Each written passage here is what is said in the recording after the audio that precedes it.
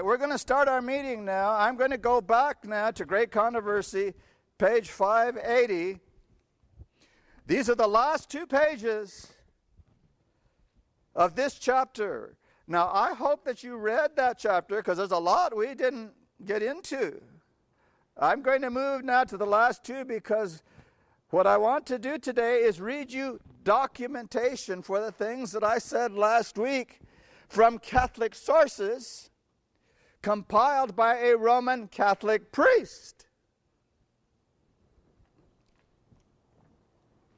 All right, I begin reading from Great Controversy. Marvelous is in her shrewdness and cunning is the Roman Church. She can read what is to be. She bides her time, seeing that the Protestant churches are paying her homage in their acceptance of the false Sabbath, and that they are preparing to enforce it by the very means which she herself employed in bygone days.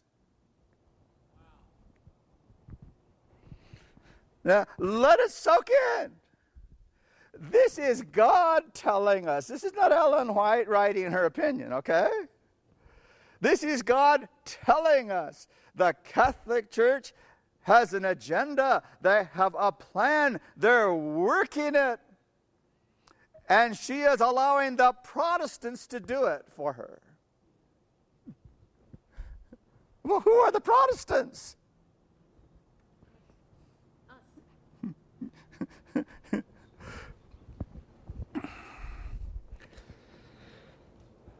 Those who reject the light of truth will yet seek the aid of this self-styled infallible power to exalt an institution that originated with her. How readily she will come to the help of Protestants in this work is not difficult to conjecture. Who understands better than the papal leaders how to deal with those who are disobedient to the church? Well, they've had a lot of practice, haven't they?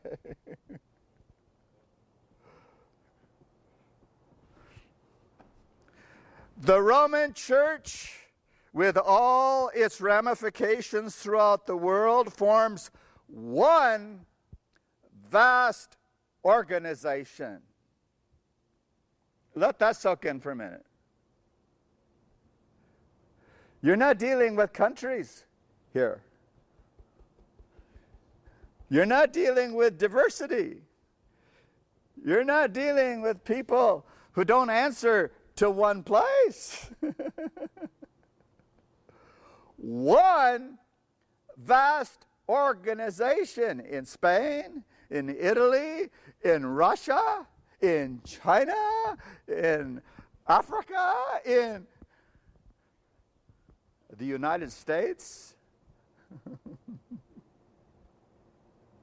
Yeah, in the United States.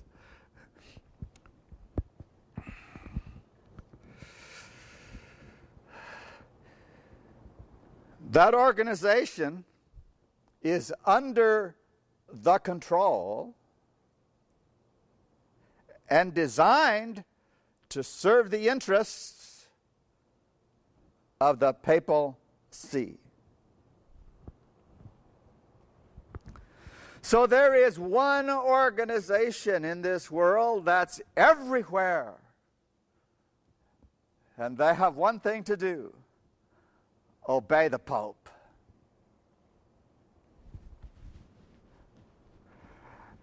Now, we might be thinking in the back of our head, well, that's old-fashioned.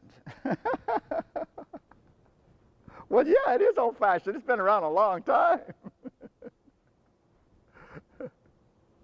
You say, well, it isn't that way anymore. Well, there's only one thing that's changed. It's not the Catholic Church. It's all the people that think she changed. They're the ones who have changed. Continuing. It's millions of communicants, and of course it's over 1 billion now, in every country on the globe are instructed to hold themselves as bound in allegiance to the Pope, whatever their nationality or their government. They are to regard the authority of the church as above all other, though they may take the oath. Though they may take the oath pledging loyalty to the state, yet back of this lies the vow of obedience to Rome, absolving them from every pledge inimical to her interests. Have you noticed Benedict saying to politicians in this country, if you don't vote a certain way and you vote against the Catholic Church, you may not be taking communion anymore. Yeah, the word is out. The Pope is saying, watch it, you American politicians. Well, you know, if you are a Roman Catholic and the church says to you,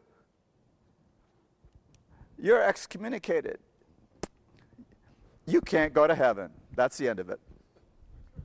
Well, if you believe that, what are you going to do? How would you like somebody with authority to say it, saying, you are lost?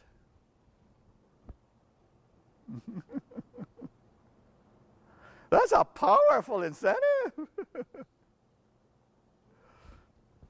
I am reading these for a reason. I'm going to read you what the Catholic Church says about these very sentences. So you see that Ellen White just didn't pull out an opinion, and God was not telling her something new. It's been around all the time.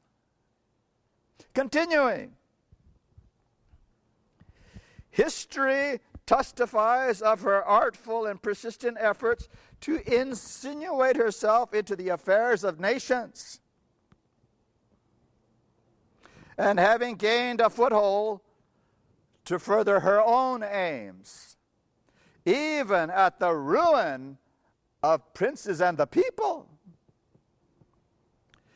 In the year 1204, Pope Innocent III extracted from Peter II, the King of Aragon, the following extraordinary oath. Now here she's quoting from another source, John Dowling.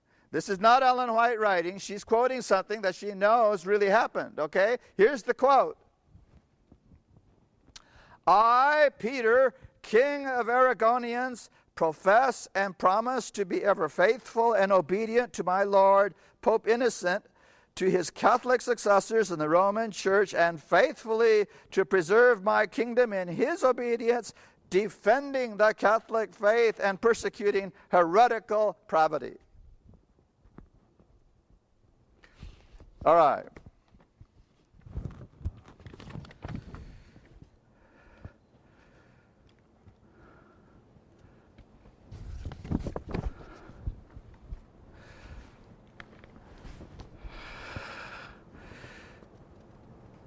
I'm going to be reading from chapter 58 of a book written by a Roman Catholic priest who knows the documentation. I don't know that we'll have time for me to cite all the documentation, but I'll give you enough so that you see it's true. All right, the first one I'm going to read here is a comment by the priest on what he was told by a bishop himself. We are determined, like you, to take possession of the United States and rule them. Now, this was written before the Civil War. This priest was commissioned to go to the state of Illinois, which at that time was a frontier. There was nothing out there. There were no roads. You have to go by river or water somehow. He took French Canadians, Roman Catholics, into that part of the world to have some freedom to establish a Roman Catholic Church without the rest of the United States being in the way. He started his own villages to take over the whole state, and from there they were going to spread across the country to establish Roman Catholicism as the ruling power. That little town is still there. It's called St. Anne. I went on the line recently to see if I could find the history, and it only goes back a certain amount, and then they don't say anymore. It's kind of interesting. The history has been deleted. All right, that's just a little background. Now I'm going back to the statement. But we cannot do that without acting secretly and with the utmost wisdom. If our plans are known, they will surely be defeated. What does a skillful general do when he wants to conquer a country? Does he scatter his soldiers over the farmlands and spend their energy and power in plowing the fields and sowing grain? No, he keeps them well united around his banners and marches at their head to the conquest of the strongholds, the rich and the powerful cities. The farming countries then submit and become the prize of his victory without moving a finger to subdue them. So it is with us, silent and patiently. Does the spirit of prophecy begin to say something to you? Silently and patiently, we must mass our Roman Catholics in the great cities of the United States, remembering that the vote of a poor journeyman, though he be covered with rags, has as much weight in the scale of power as the millionaire Astor, and that if we have 2 votes against his 1, he will become as powerless as an oyster. Let us then multiply our votes.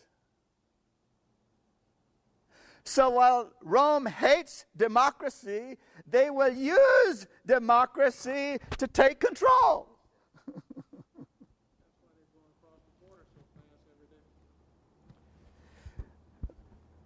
Let us call our poor but faithful Irish Catholics from every corner of the world and gather them into the very hearts of those proud citadels which the Yankees are so rapidly building under the names of Washington, New York, Boston, Chicago, Buffalo, Albany, Troy, Cincinnati, etc. But did you notice what he called the ones that they're after?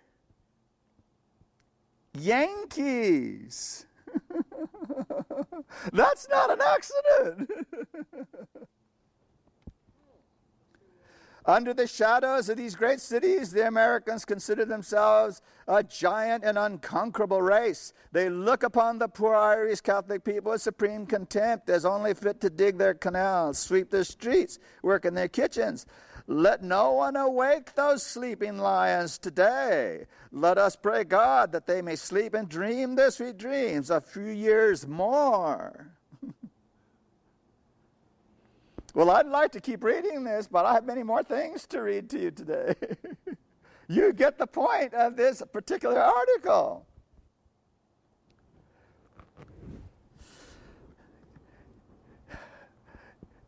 That bishop also told this priest, we must take over the educational system of this country. We must get our people in position. We must move into the legislative halls. We must become the leaders of their army.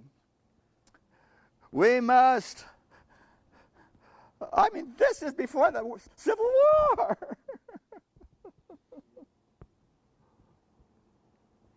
All right, I'm going on to another section of the quote. It says, quote, then, yes, then we will rule the United States and lay them at the feet of the Vicar of Jesus Christ. that he may put an end to their godless system of education and impious laws of liberty of conscience, which are an insult to God and to man.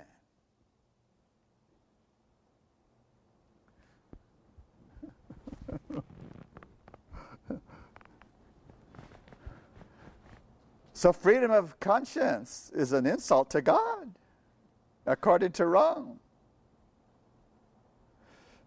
They believe it. And they're going to do something about it. They're doing it right now.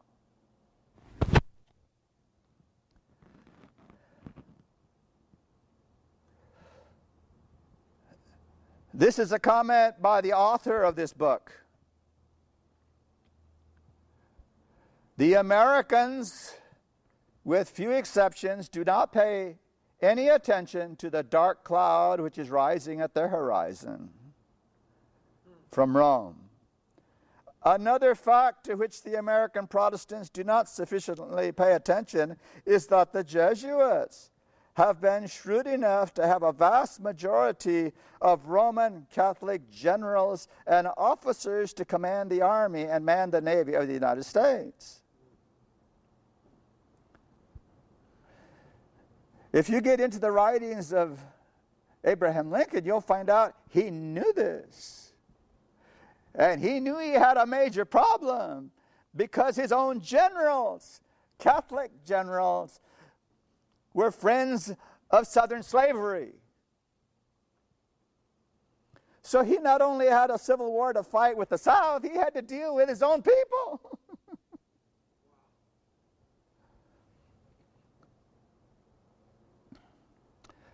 All right, I want to read now a list of things that are the principles of Rome. Number one, the most sacred principle of the United States Constitution is the equality of every citizen before the law, but the fundamental principle of the Church of Rome is the denial of that equality. Two, liberty of conscience is proclaimed by the United States, a most sacred principle which every citizen must uphold, even at the price of his blood. But liberty of conscience is declared by all the popes and councils of Rome, a most godless, unholy, and diabolical thing which every good Catholic must abhor and destroy at any cost. 3, the American Constitution assures the absolute independence of the civil from the ecclesiastical or church power, but the Church of Rome declares through all their pontiffs and councils that such independence is an impiety and a revolt against God. 4, the American Constitution leaves every man free to serve God according to the dictates of his conscience. But the Church of Rome declares that no man has ever had such a right, and that the Pope alone can know and say what man must believe and do. 5, the Constitution of the United States denies the right of anybody to punish any other for differing from him in religion. But the Church of Rome says she has a right to punish with the confiscation of their goods or the penalty of death those who differ in faith from the Pope. 6, the United States have established schools all over their immense territories where they invite the people to send their children that they may cultivate their intelligence and become good and useful citizens. But the Church of Rome has publicly cursed all those schools and forbidden their children to attend them under pain of excommunication in this world and damnation in the next. 7, the Constitution of the United States is based on the principle that the people are the primary sources of all civil power. But hundreds of times the Church of Rome has proclaimed that this principle is impious and heretical. She says all government must rest upon the foundation of the Catholic faith, with the Pope alone as the legitimate and infallible source and interpreter of the law. The Church is of necessity intolerant. Heresy She endures when and where she must, but she hates it and directs all her energies to destroy it. Well, I have several comments here. I won't read just now. We may get back to them. I want to read some of the actual statements now. In the book Ecclesiastical Laws by Haricart, I read this.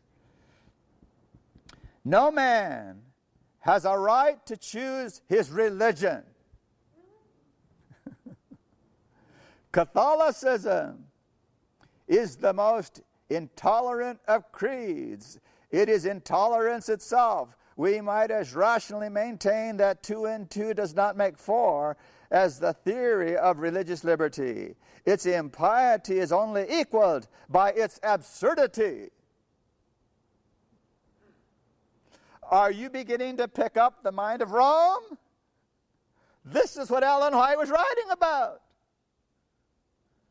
This is why she said, we should abhor it. We should teach our children to abhor it and shun it. She knew all these things because these things were written in her time.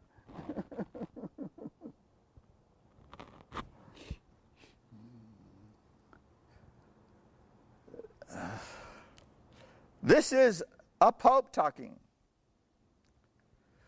Pope Gelasius. The church is instituted, as every Catholic who understands his religion believes, to guard and defend the right of God against any and every enemy at all times, in all places. She therefore does not and cannot accept or in any degree favor liberty in the Protestant sense of liberty. That's a pope talking.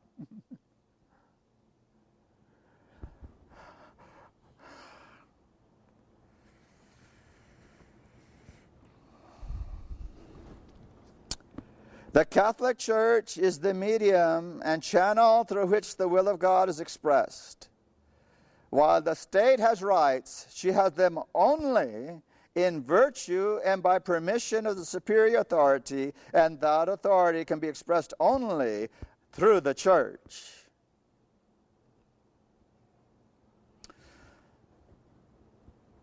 Now, we all know the Catholic Church has always felt it had the right to depose emperors and kings.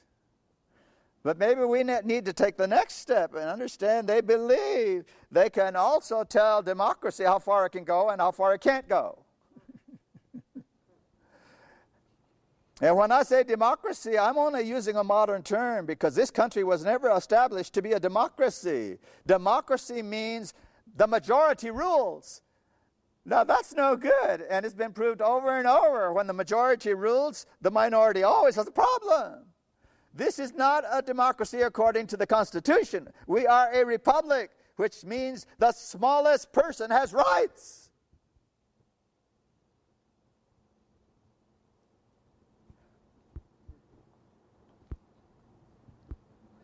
The Catholic Church, I'm sorry, I went down. Okay, here we go. Protestantism has not and never can have any right where Catholicity has triumphed. Therefore, we lose the breath we expend in disclaiming against bigotry and intolerance and in favor of religious liberty or the right of any man to be of any religion as best pleases him. Religious liberty is merely endured until the opposite can be carried into effect without peril to the Catholic Church. Now, that was not somebody in Rome. That was the Bishop of Pittsburgh that said that. An American.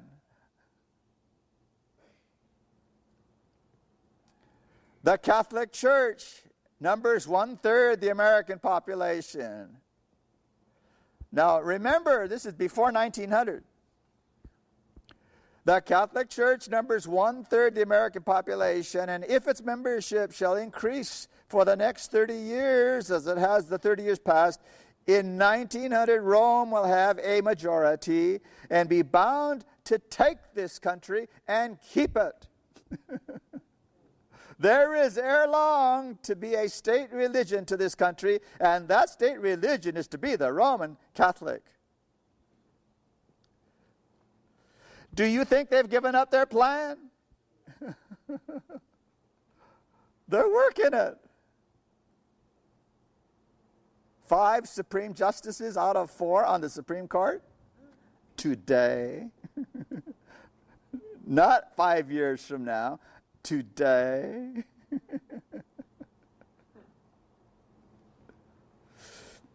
Continuing. Here is a list of things they want to get done. 1. The Roman Catholic is to wield his vote for the purpose of securing Catholic ascendancy in this country. That's number 1 on the agenda. Get the vote. Number 2, all legislation must be governed by the will of God, unerringly indicated by the Pope.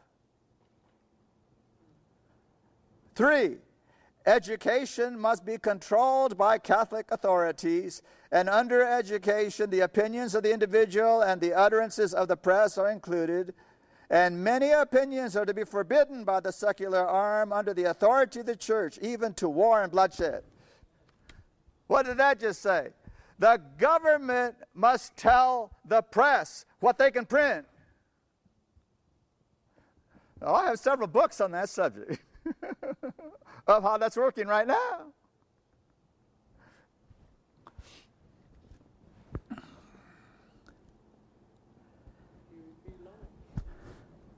Now remember, this is before the Civil War.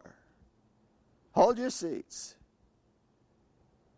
Negroes have no rights which the white man is bound to respect. Do you know who was behind the Civil War? There it is. Slavery is part of Roman Catholicism's thinking. And it's not just one race. It's everybody as a slave to the Pope.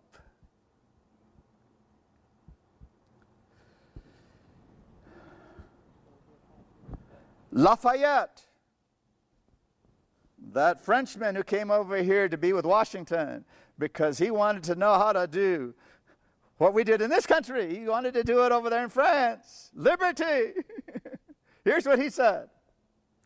If the liberties of the American people are ever destroyed, they will fall by the hands of the Catholic clergy. Well, he knew something, didn't he? How did he know that? It happened in France. Why do you think they set up the guillotines? It wasn't just for the king. They only have one king. It was for all those priests.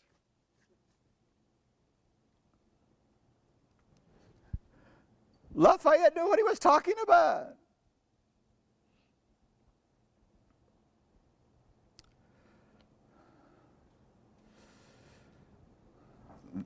This one is in the Great Controversy, this quote. So I have 2 places I know are telling me something. This priest, the Pope we're quoting, and God had it put in the book Great Controversy so we would know about this quote. Here it comes. The absurd and erroneous doctrines or ravings in defense of liberty of conscience are a most pestilential error, a pest of all others to be dreaded by the state.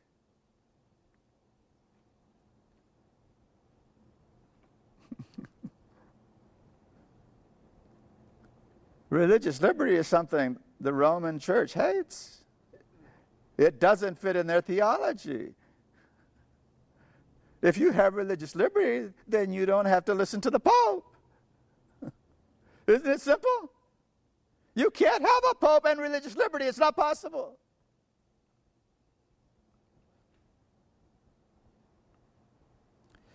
You should do all in your power to carry out the intentions of His Holiness the Pope.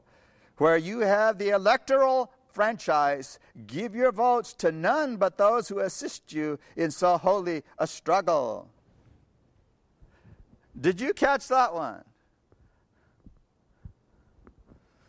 You put your vote to the place that helps you do what the Roman Church is headed for. You put your vote there. The Sunday people want to get Sunday. Who do you think is going to vote for that? Every Catholic in this world is going to vote for it because it's their agenda.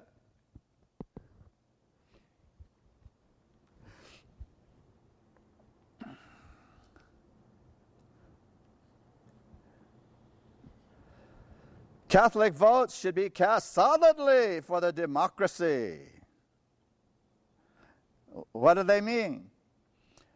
At the next election, it is the only possible hope to break down the school system. You can't take care of the school system by taking soldiers and defeating it. You can't use it by getting everybody to be intellectual. There's only one way you can get it. Vote your system in. Use democracy to destroy itself.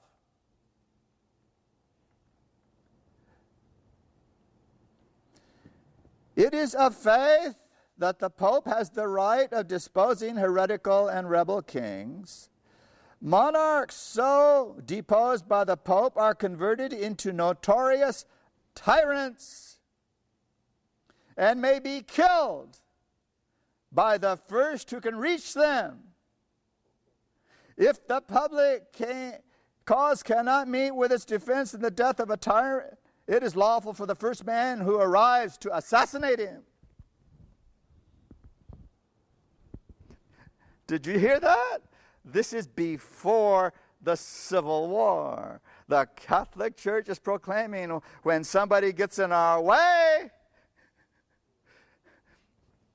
he's not a king or an empire or a president anymore. The first person who can get to him can kill him. And if you can't get it done that way, assassinate him. That's orders from Rome. You know anybody in history who worked that out for himself? And he knew all about this before it happened. That man was well read, and he conversed with a lot of very intelligent people. Did you know that Morse, the telegraph, was in Rome? And he came back and he told Lincoln, they're going to assassinate you. I heard about it in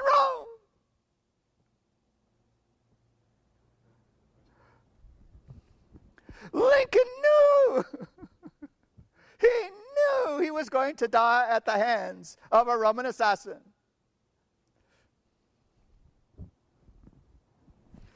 That is one of the greatest men this country has ever produced. Everywhere I turn, in understanding about him, he's always doing the giant thing. No midget in him. He was always talking like a Bible Christian. Now, it's been said, oh, he wasn't a Christian. He didn't go to any of the churches. Well, you know why he didn't go to any of the churches? He was bigger than all those churches. He was a real Christian. He knew the Bible. He could quote from one end to the other. And there was nothing more precious to him than Jesus. nothing. And so when it came to people telling him, well, they're going to kill you, he said, we're all going to die. That's what he said. We're all going to die. Well, that's not an issue. He said, the issue is to die standing at your post. And that's what he did.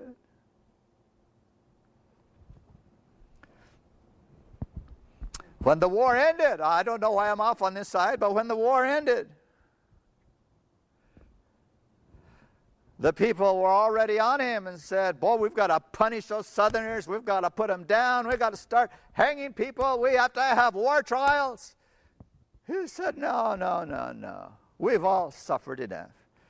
And so we've got to take them in as brothers. We've got to help this nation recover. We've got to be close to each other. No punishment. But it wasn't the Southerners that killed him.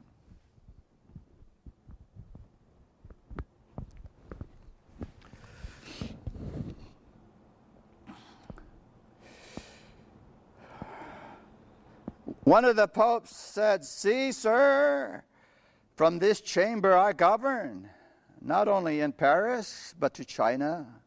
Not only to China, but to all the world without anyone knowing how I do it.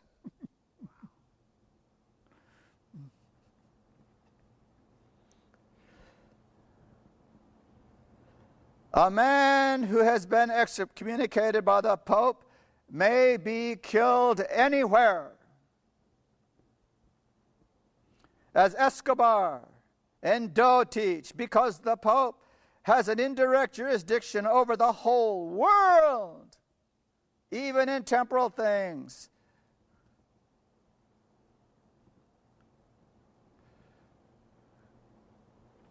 You know, Rome had the King of England killed. We don't have time to get into all of the things that have been happening since that power came to be.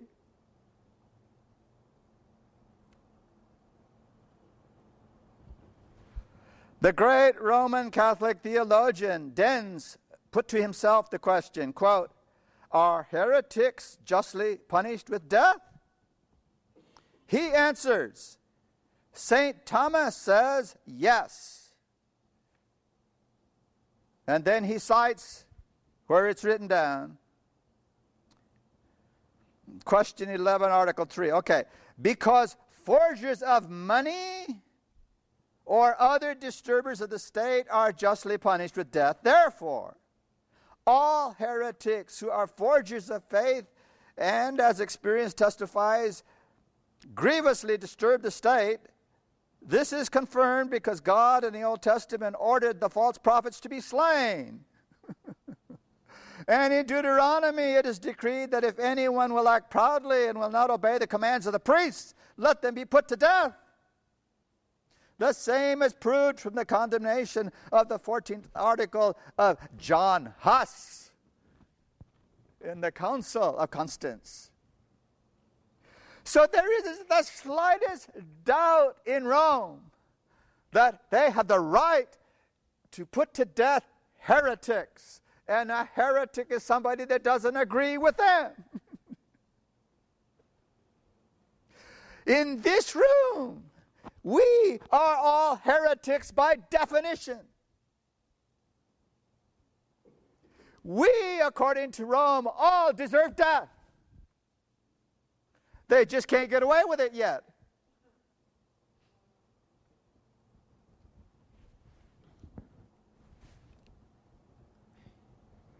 The Jesuits are a military organization, not a religious order. Their chief is the general of an army, not the father of a monastery. And the aim of this organization is power. Power. You write that one down in your brain sometime. You may find out what that word means in this country. Power in its most despotic exercise, absolute power, universal power, power to control the world. by the volition of a single man.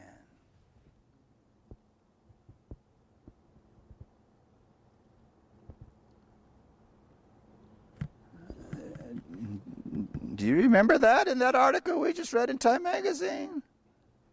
One man in a uniform, a military uniform, saying he's commander-in-chief.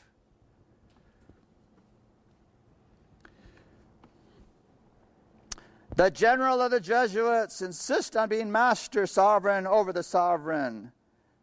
Wherever the Jesuits are admitted, they will be masters, cost what it may. Their society is by nature dictatorial, and therefore it is the irreconcilable enemy of all constituted authority.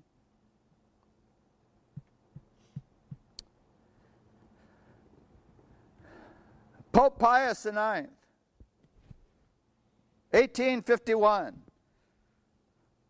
The third angel's message is coming up.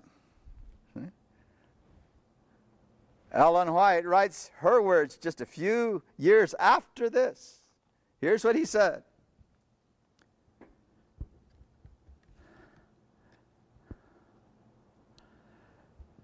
The Catholic religion, with all its votes, ought to be exclusively dominant in such sort that every other worship shall be banished and interdicted. You ask, if the Pope were Lord of this land and you were in a minority, what would he do to you? That, we say, would entirely depend on circumstances. If it would benefit the cause of Catholicism, he would tolerate you. If expedient, he would imprison, banish you, probably even hang you. But be assured of one thing, he would never tolerate you for the sake of your glorious principles of civil and religious liberty.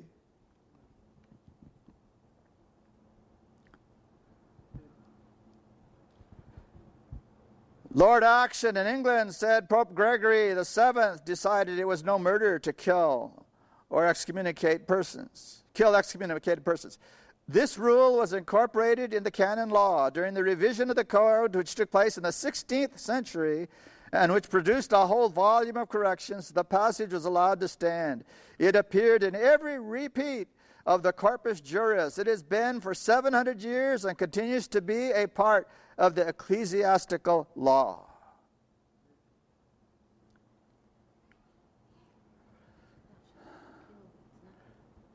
Well, it goes on to describe what happened at the last Council of the Vatican at that time. Let me go on here. The Catholic priest who compiled all of these so we can read them makes this statement now. Those laws, which are still the ruling laws of Rome, were the main cause of the last rebellion of the southern states. Without Romanism, the last awful civil war would have been impossible. Jeff Davis would never have dared to attack the North had he not had the assurance from the Pope that the Jesuits, the bishops, the priests, and the whole people of the Church of Rome under the name and mask of democracy would help him. These diabolical and antisocial laws of Rome caused a Roman Catholic, Beauregard, that is pure history, that was his name, Beauregard, to be the man chosen to fire the first gun at Fort Sumter against the flag of liberty on the 12th of April, 1861. Yep.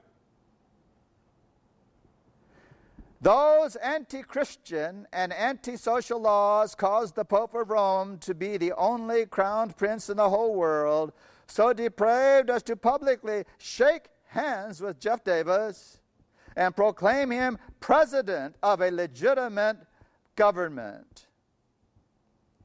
These are the laws which led the assassins of Abraham Lincoln to the house of a rabid Roman Catholic woman.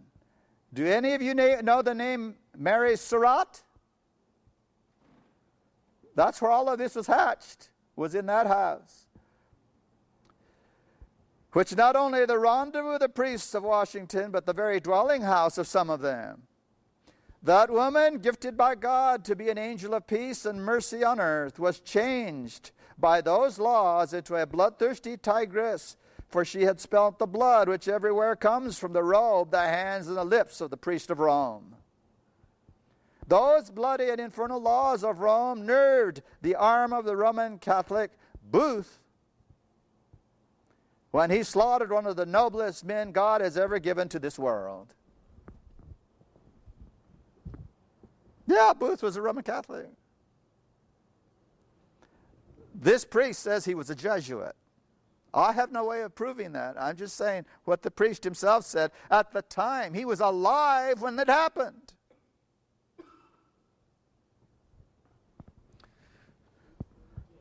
So the plot was hatched in the home of Mary Surratt. And by the way, I have read in history books, they weren't just Catholics. There were three Protestants involved in it too. It's very difficult to get accurate information on these things today. The Catholics have removed everything from the libraries that you can get your hands on. But I found a source, and it says those three were perverted Protestants who had converted to Catholicism. All of them were Roman Catholics at the time. When Booth ran with his foot all torn up that way from jumping that 9-foot stage, he had to get to some place to hide very quickly. He went to the house of a doctor. The doctor's name was Dr. Mudd, a Roman Catholic. This had all been set up before, the escape route. One of the other ones that escaped they wasn't just Lincoln they went after that night. They went after 3 of the leading people of the country so there would be no government anymore. And the one that went to the Secretary of State escaped. He got out of the country and no one could find him. They said, how did he get out of this country? We can't find him anyplace. Well, they finally found him. He was at Rome. And they brought him back and executed him. He was hiding at Rome.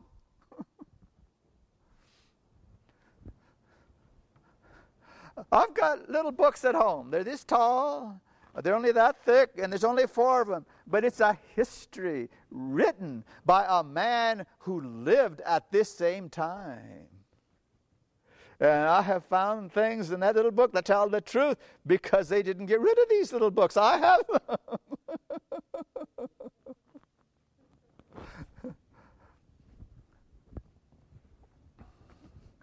But then when I find somebody like this Catholic priest, years later, who says the same things I've discovered in little places, it rings. And you say, wait a minute. Do you know that I went online to see what the Roman Catholic Church says about this man? And what do you suppose they say? He's one of the most immoral men the Catholic Church has ever had. He was taken to court 32 times in Kankakee, Illinois. But they don't say by who. It was them. They kept putting him into court with false witnesses. And you read this thing and you hate this man by the time you're through reading their article that's online. But it's all lies. Every bit of it. Because I have looked up his sources in other places, and they never once attack one of the things he said as a Christian about the Bible. They don't even touch that.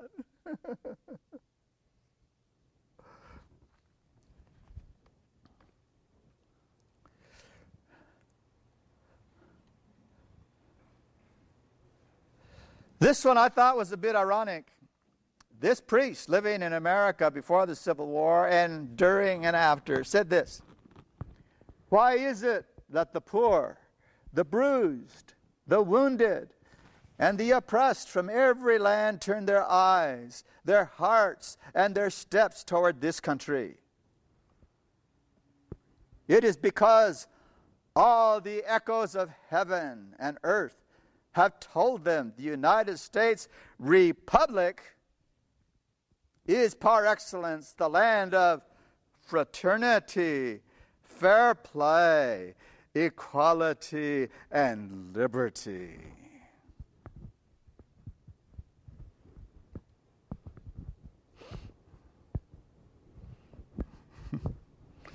Revelation says, no, it's going to talk like a dragon.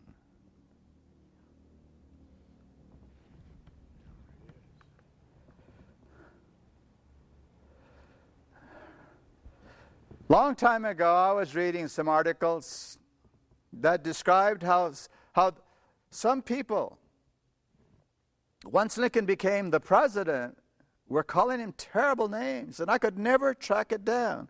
Who is doing this? How does this get in newspapers? One of the things they called him was an ape. And I thought, surely I can track that down to see who started that, who called him an ape. What American citizen would do that? It's hiding in the middle of this book. I'll read it to you.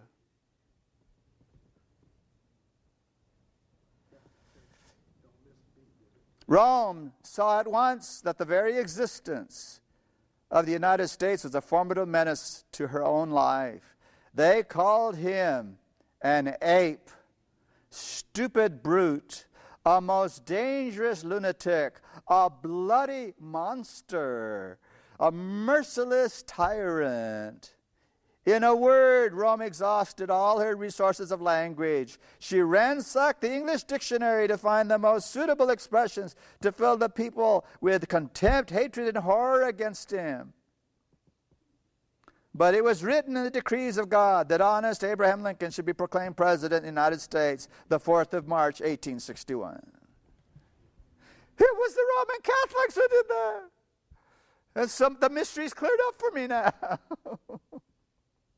I now know who called him an ape and a tyrant and a monster and all those things.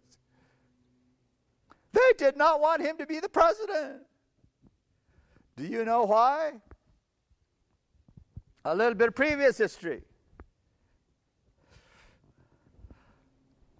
Charles Chiniquy was a priest who had read his Bible when he was a young man. His mother read it to him. He memorized vast portions of the Bible. People used to come to the house to have him stand up and quote the Bible. And he loved the Bible. And then he became a Catholic priest. In all those years he was training to be a priest, he noticed no Bible. No Bible. Just what the church says. The church says the confessional, he does the confessional, but he can't find that in the Bible. The church says, you pray to Mary. And he says, well, I'll do it, but I don't find that in the Bible either. And just about everything they ever told him while he was being educated to be a priest, he could not find it in the Bible. Now, of course, that didn't bother most of the other people going to the priesthood because they never read the Bible, but he knew the Bible. This was a major problem, and he was in one problem after another with bishops, and they kept telling him, where are you getting this from? He said, well, the Holy Word of God. He said, oh, you're in trouble. Oh, you're in trouble. You better not read that book. It'll turn you into a Protestant. They said, you study the church fathers. You can't understand the Bible. And this man thought about it. He says, you mean to say that what God wants me to know through the Word of God about His Son I can't understand, but I can understand what the church fathers say? I said, no, I don't think so.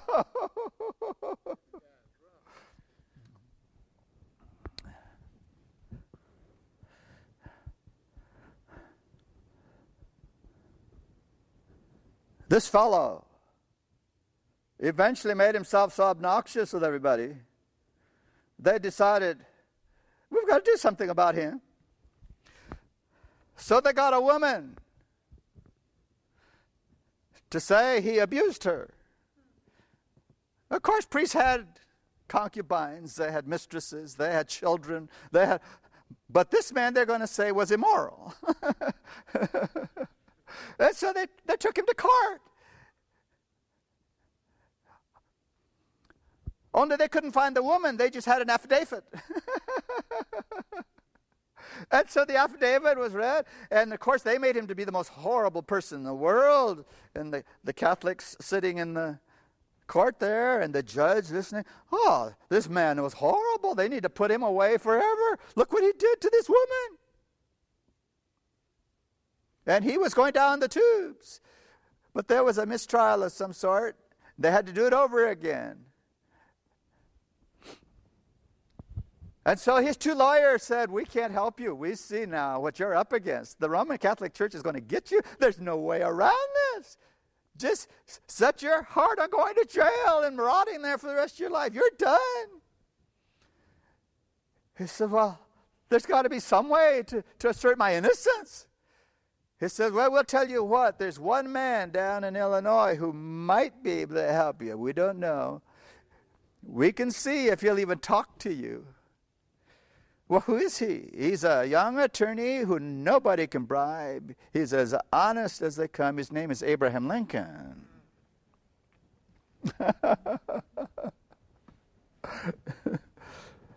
And so to make the story short, Lincoln said, I'll defend you. They got into court. And once they got into court, Lincoln saw firsthand how the Catholic Church works. And he told Chenique, I'm sorry.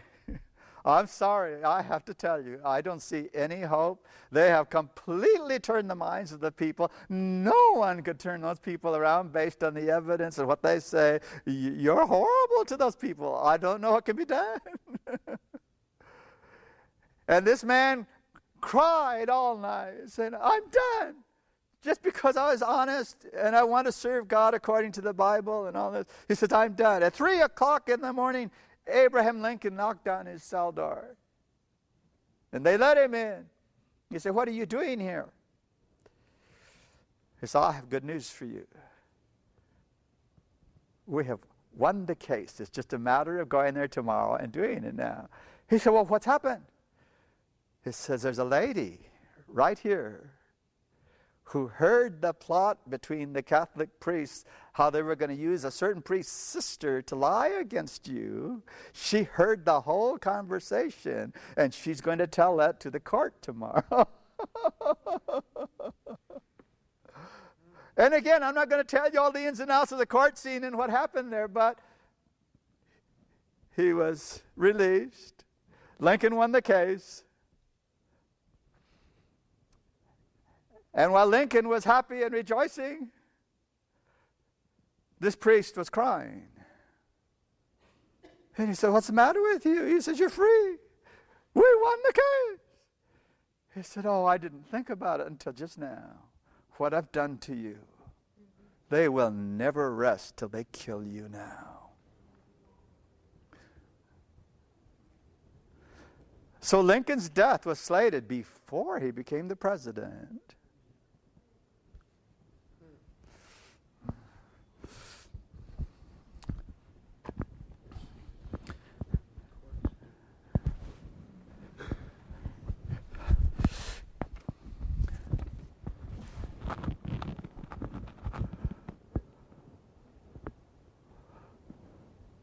The Pope sent a letter to Jefferson Davis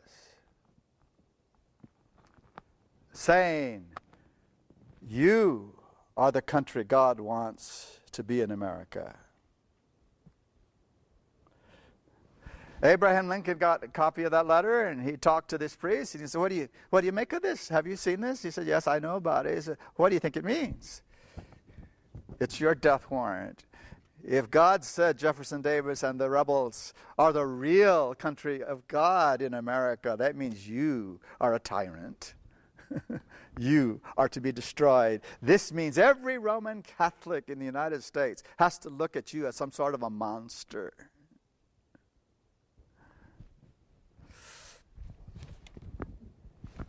Okay. Continuing.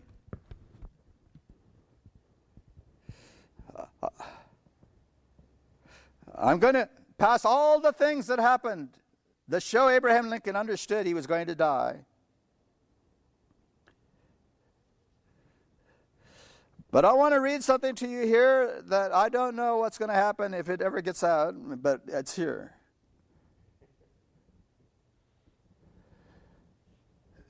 These are supposed to be Abraham Lincoln's words. I can't prove it. You can't go to history anymore to prove it because so much of history has been eradicated. But here's what's been preserved. This is Abraham Lincoln talking. You are perfectly correct when you say that it was to detach the Roman Catholics who had enrolled themselves in our armies. Since the publication of that letter, a great number of them have deserted their banners and turned traitors. Very few comparatively have remained true to their oath of fidelity. It is, however, very lucky that one of those few, Sheridan, is worth a whole army by his ability, his patriotism, and his heroic courage. It is true also that Meade has remained with us and gained the bloody battle of Gettysburg. But how could he lose it when he was surrounded by such heroes as Howard, Reynolds, Buford, Wordsworth, Cutler, Slocum, Sickles, Hancock, Barnes, etc.? But it is evident that his Romanism superseded his patriotism. After the battle, he let the army of Lee escape. You see, all this history we don't know anything about. Lee escaped. All right, I'm not going to read any more there. There's pages there. All right, now I'm going to read you something that Prudence would say don't read it, but Prudence has nothing to do with the truth. We've got to know why God told us these things. Abraham Lincoln talking.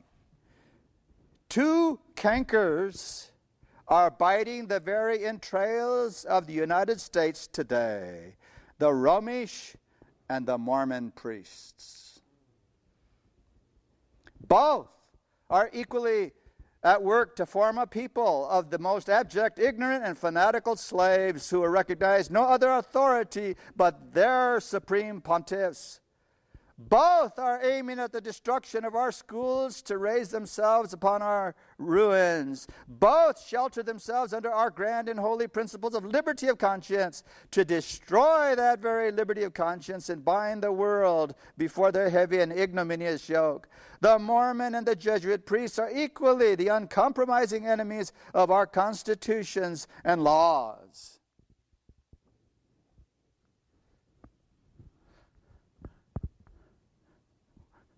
We're setting one up to be the President of the United States?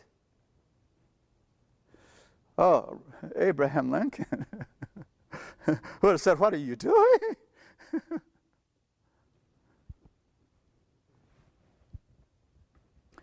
Now I'm going to read you something that I want you to think very carefully about. None of us are in a position to do anything about it, and probably nothing will ever be done about it because the American public is not capable of thinking in this direction. But this is what is attributed to Abraham Lincoln.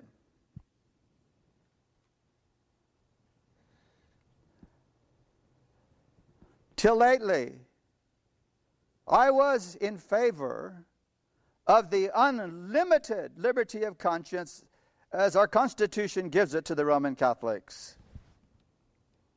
But now, it seems to me that sooner or later, the people will be forced to put a restriction to that clause toward the papists.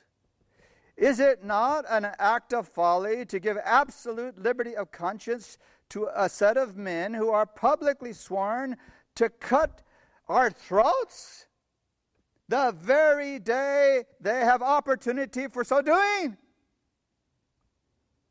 Is it right to give the privilege of citizenship to men who are the sworn and public enemies of our Constitution, our laws, our liberties, and our lives? Is it not absurdity to give to a man a thing which he is sworn to hate, to curse, and destroy? And does not the Church of Rome hate, curse, and destroy liberty of conscience wherever she can do it safely? I am for liberty of conscience in its noblest, broadest, highest sense. But I cannot give liberty of conscience to the Pope and his followers, the papists, so long as they tell me through their consuls, theologians, and canon laws that their conscience orders them to burn my wife, strangle my children, and cut my throat when they find an opportunity. I'm not going to read the rest of this. That man was a thinker. He understood. But do you know he never said anything in public about what he knew the Roman Catholic Church was doing? Because he knew what would happen. He knew slavery is one great issue we have to deal with. But if we turn this into a religious war, this country will never recover.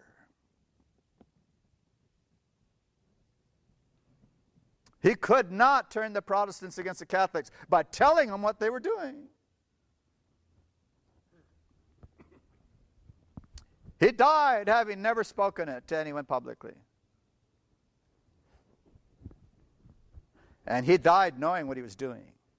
When he went to that theater that night, when I read that history over and over, I thought to myself, how could he do a thing like that? The South just lost. Somebody was bound to be after him. How could he do that? How could he just go there with no guard, no security, no protection? How could he do that? Well, he did it on purpose. He knew they were going to get him. Why endanger a bunch of other people? He went to the theater and waited for it. That was a man. We've never had another man in the presidency like that one. We probably never will. Because he was a Bible Christian. You know, when news came to James and Ellen White that he'd been shot, I was looking to see what would they say. What would they say? This is going to be very telling. They said, we have lost a good man. They knew. We have lost a good man.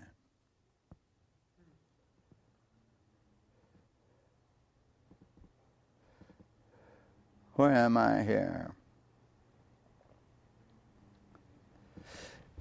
All right, I'll close with Lincoln's words again. It seems to me that the Lord wants today, as he wanted in the days of Moses, another victim, a victim which he himself has chosen, anointed and prepared for the sacrifice, by raising it above the rest of the people.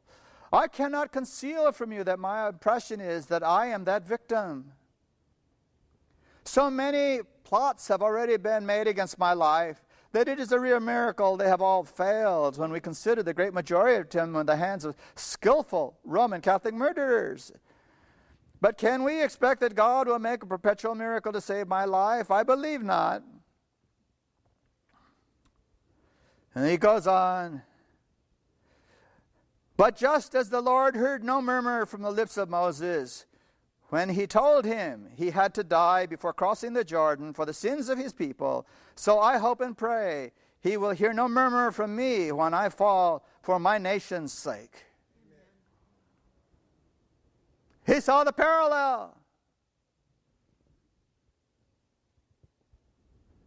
The only favors I ask of the Lord are, first, that I may die for the sacred cause in which I'm engaged, and when I am the standard bearer of the rights and liberties of my country. The second favor I ask of God is, my dear son Robert, when I am gone, will be one of those who lift up that flag of liberty which will cover my tomb and carry with it honor and fidelity to the end of his life, as his father did, surrounded by the millions who would be called with him to fight and die for the defense and honor of our country. Those are two things Lincoln asked. And of course, this man never saw Lincoln again.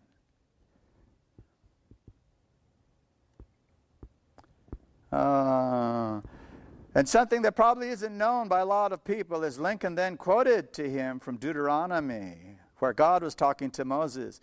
He says, I have heard these words said to me. And he quoted the Bible. He quoted it. He didn't pick up a Bible and read it. He just quoted all those words that he had heard. And they're recorded here.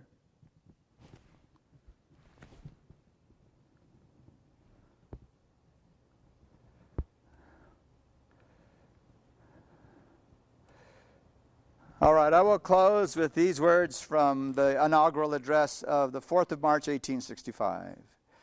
Fondly do we hope, fervently do we pray, that this mighty scourge of war may speedily pass away. Yet if God wills that it continue until all the wealth piled by the bondsman's 520 years of unrequited toil shall be sunk, and until every drop of blood drawn by the lash shall be paid by another drawn by the sword, as we said 3,000 years ago, so shall it be said, the judgments of the Lord are true and righteous altogether.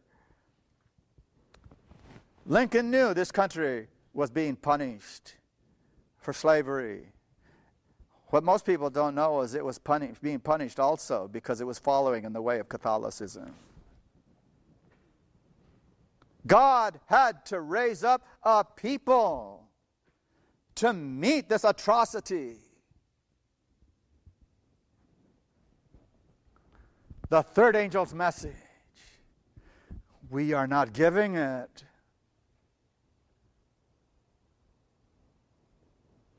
We're not leading people to the foot of the cross so they understand what the price of liberty really was. It was the blood of the Son of God. Why it should be given away to a church of Satan? We don't understand the issues yet. It's in our books. We read the books and we read them like novels. No, it's God talking to us, revealing the ins and outs of history and where it's going. All right, that's all we will have opportunity to say about this chapter. We're going to read 2 more, the next 2, and dig at them to see, what did God tell us? What can we verify? And maybe it'll turn us into real Seventh-day Adventists. All right, let's have prayer.